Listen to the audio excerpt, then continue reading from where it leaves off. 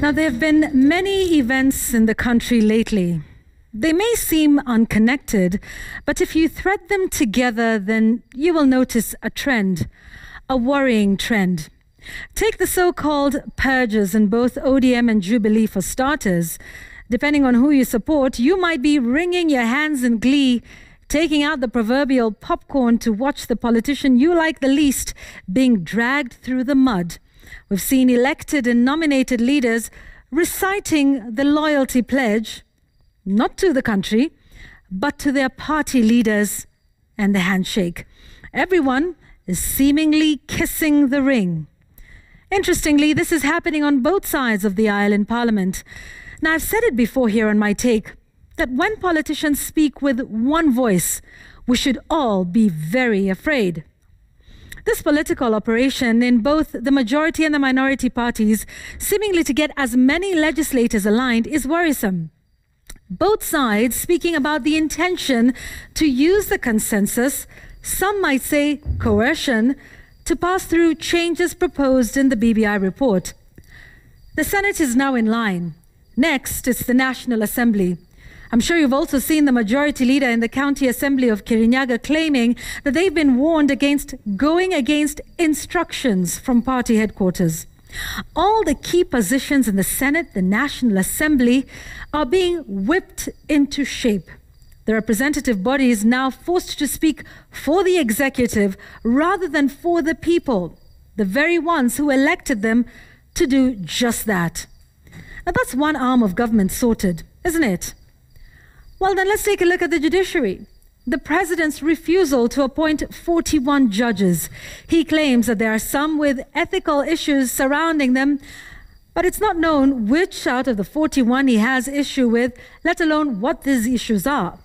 Further, some of those 41 are currently serving in the High Court.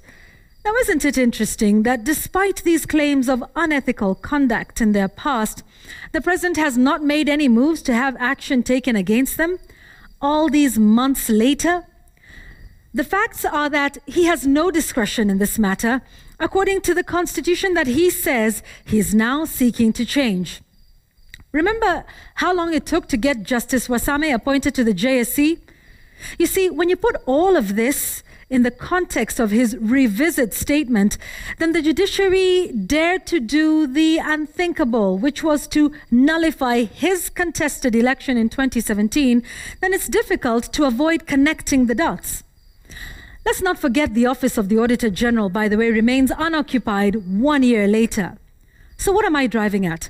All the institutions that are supposed to provide checks and balances have either been without leadership for a year, or are seemingly being aligned with the executive, poised to carry out their every wish.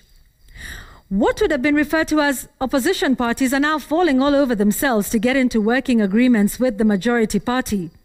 So I ask tonight, where is the alternative voice, the alternative opinion? And it seems anyone that may have a different view is being browbeaten into submission or into the now famous towing the line theme. What's more, ladies and gentlemen, have you taken note of the high number of active military and intelligence officials now in the civil service? More than 7 at my last count. Folks, the framers of our Constitution had this very danger in mind when they set up all these institutions to check the executive more than any other arm of government.